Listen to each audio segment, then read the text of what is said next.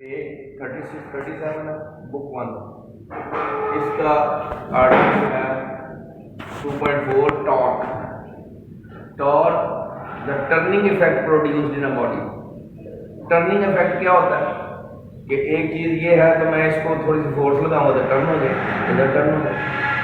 Turning effect produced in a body at the axis of rotation. Axis of rotation फर्ज करेंगे, एक आपके पास door है, एक दरवाजा है, इसका ये एक्सिस ऑफ रोटेशन है, ये इसका पॉइंट ऑफ रोटेशन है।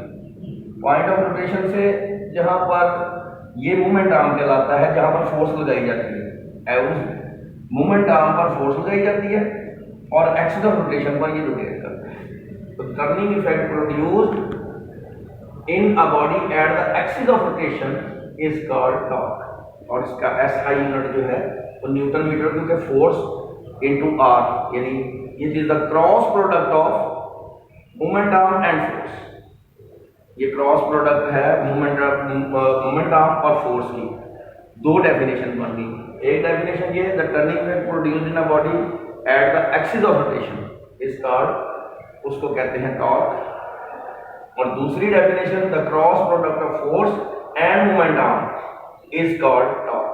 चाहे जो आपको आसान लगे वो आप डेफिनेशन लिख सकते हैं। R क्रॉस F से लिखा जाता है, where R is the movement arm and F is the applied force. इसकी एग्जांपल मैं इस तरह दूंगा, फर्ज करें, पॉज कर दो, ये एक डोर है, डोर का ये axis of rotation, this is axis of rotation, ठीक है। अब ये यहां से यहां तक ये मूवमेंट आर्म, यहां पर फोर्स आप लगा, यहां फोर्स लगा। फोर्स का कुछ भी एंगल हो सकता है, थीटा एंगल हो सकता है, ये हो सकता है, ये हो सकता है, लेकिन ये फिर भी टर्निंग इफेक्ट पैदा होगा। अब आपके पास ये जो एक्सिस ऑफ रोटेशन है, यहाँ एक पॉइंट ऑफ रोटेशन भी होगा, जैसे मैंने पहले कहा। तो टर्निंग इफेक्ट ये है, this is the turning effect produced in a body at the axis of rotation. तो उसको कहते हैं टॉर्क। अब ये देखिए, इसकी तीन पॉसिबिलिटीज हो सकती हैं। एक तो मैंने इसे R क्रॉस F से, R is the movement arm, जहां पर फोर्स लग रही है वो movement arm from the point of rotation. ये फोर्स लग रही है, फोर्स की तीन किस्में हो सकती है। एक तो फोर्स 90 डिग्री पे लग सकती है, मैक्सिमम उस वक्त टॉर्क पैदा होता है, चाहे क्लॉकवाइज हो चाहे एंटी क्लॉकवाइज। एंटी क्लॉकवाइज भी हो सकता है और क्लॉकवाइज भी हो सकता है। एंटी क्लॉकवाइज टॉर्क जो होता है वो हमेशा पॉजिटिव लिया जाता है और क्लॉकवाइज टॉर्क हमेशा नेगेटिव। अब आपके पास अगर मैं यहां फोर्स लगाऊं, मूवमेंट आर्म की डायरेक्शन ये है, इस तरफ इधर, और फोर्स में इधर लगाऊं, तो एंगल क्या बनेगा, 180 बनेगा। उस वक्त टॉर्क 0 होगा, ये दरवाजा नहीं हिलेगा, इसमें रोटेशन पैदा नहीं होगा।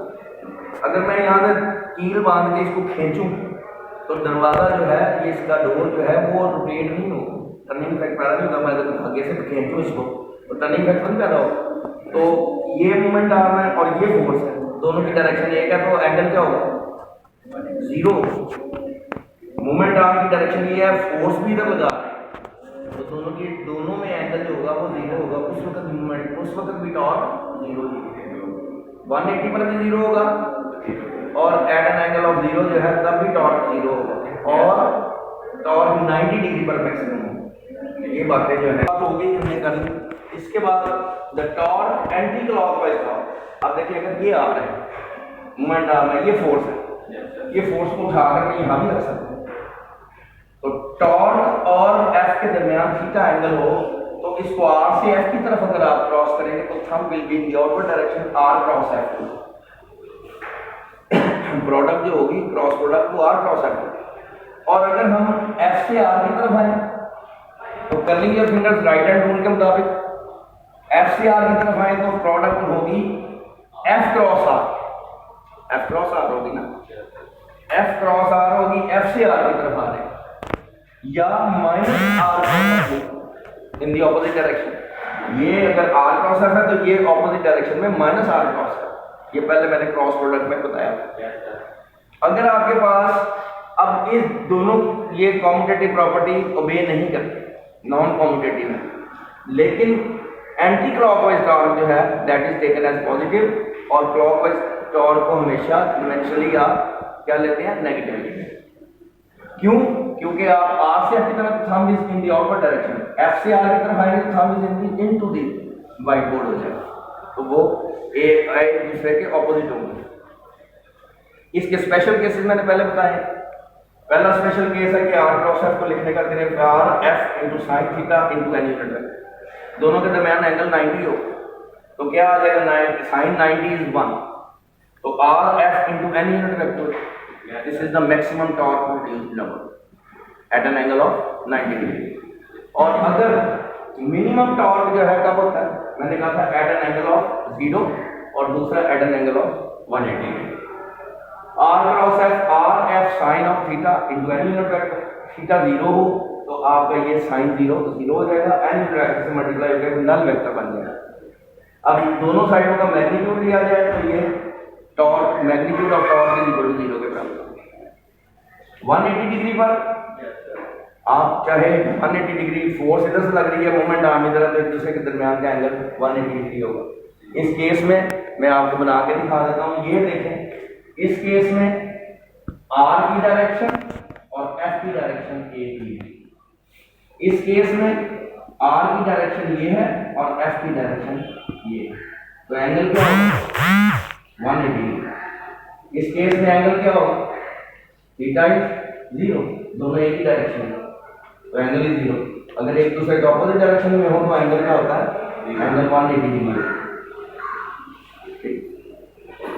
अब इस केस में भी आपका टॉर्क जो है वो वेक्टोरियल फॉर्म में नल वेक्टर होगा और मैग्नीट्यूड इसका 0। अब torque on a rigid body, torque rigid body पर भी निकाला जा सकता है। किसी हार्ड चीज पर, कार्डबोर्ड है, लकड़ी का बोर्ड है, आप उस पर भी आप टॉर्क निकाल सकते हैं। Consider a rigid body which can rotate about the point of rotation, point of rotation पर रोटेट कर सकती है जब फोर्स एफ लगेगी उसके। अब दो पॉसिबिलिटीज हैं, चाहे आप एफ को दो हिस्सों में तकसीम कर लें, रेक्टेंगुलर कंपोनेंट दो बना लें फोर्स के, चाहे आप मूवमेंट आर्म के दो कंपोनेंट्स बना लें। अगर दोनों केसेस में आंसर सेम हो, दोनों केसेस में आंसर सेम होगा, देखिए अगर मैं consider a rigid body can rotate about the point of rotation, जैसा कि ये नजर आ रहा है रोटेशन पर, if R and F are the moment arm and force applied at an angle of theta, तो फिर then the force and moment arm can be resolved into their rectangular components will give the same answer। चाहे आप f को दो हिस्सों में तकसीम कर लें, चाहे r को दो हिस्सों में तकसीम करके r के दो कंपोनेंट बना लें, या f के दोनों ही आंसर सेम आएंगे। उसको हम साबित करते हैं। जब हमने f के दो हिस्से बनाए तो इसके दो कंपोनेंट बनेंगे, एक f cos थीटा बनेगा और एक थीटा के सामने वाला हमेशा साइन थीटा होता है, तो एफ साइन थीटा, ये एफ साइन थीटा होगा, ये एफ कॉस थीटा होगा।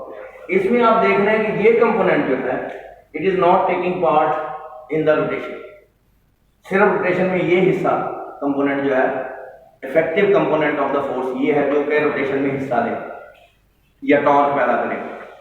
तो लिखने का तरीका R cross F is equal to magnitude of R into effect active component, active component of force along y axis, active component of force along y axis। ये active component आपने लिख दिया r का magnitude into f sin theta, ये वाला, ये active component of force है along y axis।